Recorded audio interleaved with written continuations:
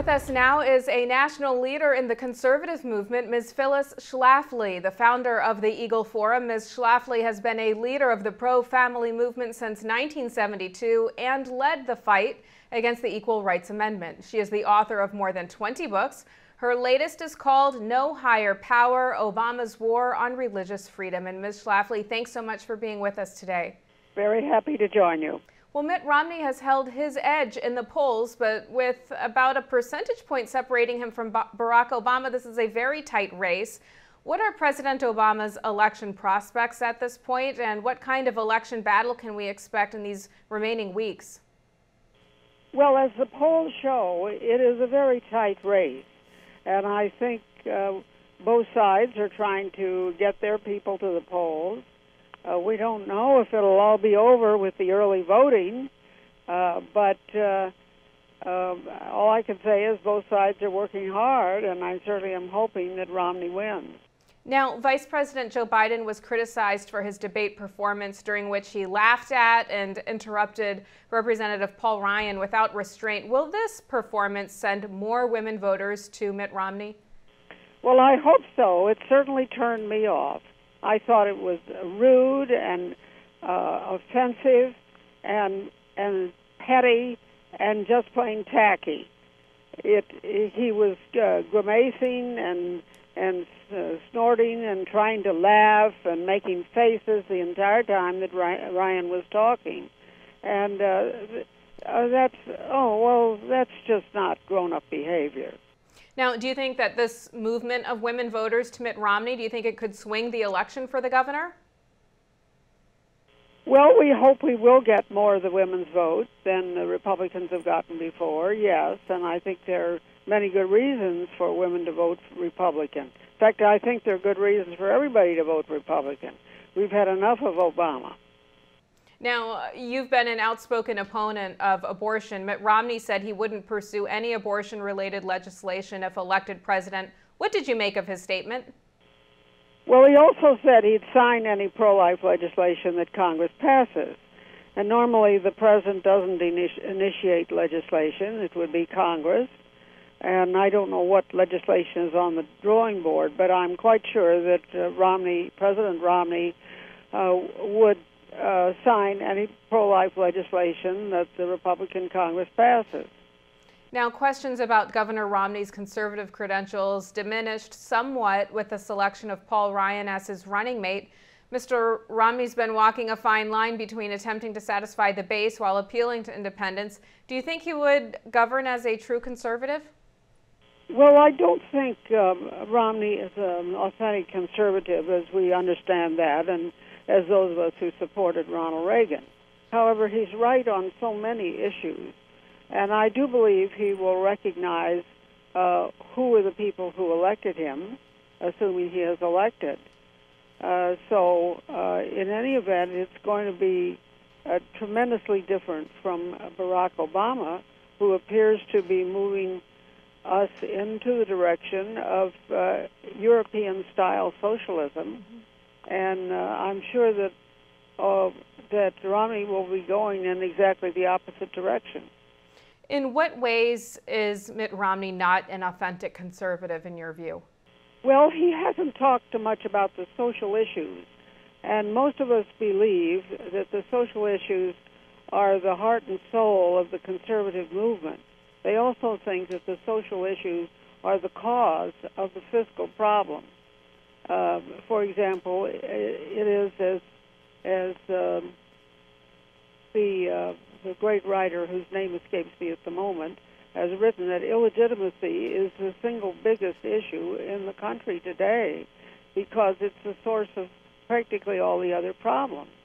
It's the reason for the large number of families that are dependent on government, which is now a very high percentage. It's almost half of the people are getting some type of handout or benefit from the government, and that's what you have when you have women who have babies without a father to support them.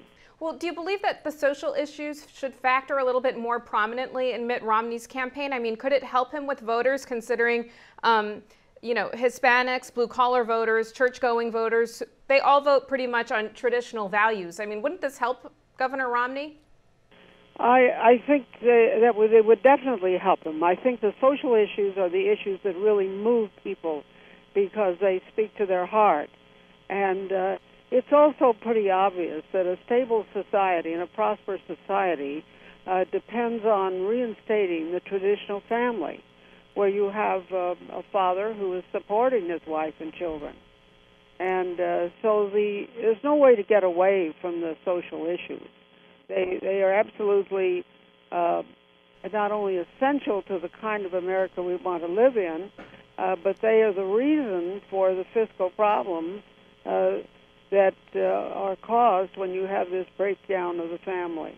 Ms. Schlafly, you recently endorsed Todd Akin in the Missouri Senate race against Democratic incumbent Claire McCaskill. He's trailing by about 2 percentage points in the polls. Considering that the GOP needs a net gain of 4 seats to control the Senate, could the GOP come to regret that it didn't rally around Akin? Yes. I think it will be a terrible embarrassment for the powers that be in the Republican Party if Todd Akin loses, because we need every vote in the Senate. We can't pass any legislation that we want. We can't repeal Obamacare unless we have Republican control of the Senate. And Todd Akin is an extremely fine man, and some people are upset that he doesn't do what the power brokers and the establishment wants him to do, but he's an independent conservative who does what he thinks is right. I've known his family for 4 generations, and I admire them very much, and we would be very fortunate to have him as the senator from Missouri. Ms. Schlafly, you're a constitutional lawyer. If President Obama wins re-election, he would have an opportunity to name the next 2 Supreme Court justices. How would he transform America with 4 more years? Well, a couple more Supreme Court justices, like Elena Kagan, who appears to share all of Obama's views, could really control and damage our country for the next 50 years. I think that would be extremely unfortunate. We want the courts to stay out of deciding issues that should be decided by our elected representatives. Last question for you, Ms. Schlafly. Your newest book is called No Higher Power: Obama's War on Religious Freedom. What new revelations about this fight will readers learn about in your book? Obama is really trying to rewrite the First Amendment. Our founding fathers and all presidents in our country looked upon the First Amendment as a very wide right to speak about and practice your religion and to talk publicly about your religion. Obama wants a country, apparently, where it would be okay to go in your church and shut the door and say a prayer. But he doesn't want any reference to religion or to Jesus or anything to do with religion that is in the public where people can hear it or say it. And for example, the Thanksgiving Day proclamation is a good example. Practically every president since George Washington has called for public observance and thanks to Almighty God for the blessings he's given America. And yet last year, Obama issued a proclamation that thanked a lot of people, but God didn't make the cut. So it's so in so many ways, he's trying to restrict religious freedom to inside of a church. And the Christian denominations, for example, have started schools and colleges and hospitals, and they are serving the public in so many ways, and they're entitled to speak publicly about their religion. Certainly when we pledge allegiance to the flag, we talk about one nation under God. And we resent very much the effort to take down the crosses that are on public property, most of which are erected to honor our veterans who fought in our wars. So I think it's a real war on the meaning of the First Amendment and the scope of religious liberty that is tied up with the election or defeat of Barack Obama. All right, Phyllis Schlafly, thanks so much for being with us today. It's always a pleasure having you on Newsmax TV.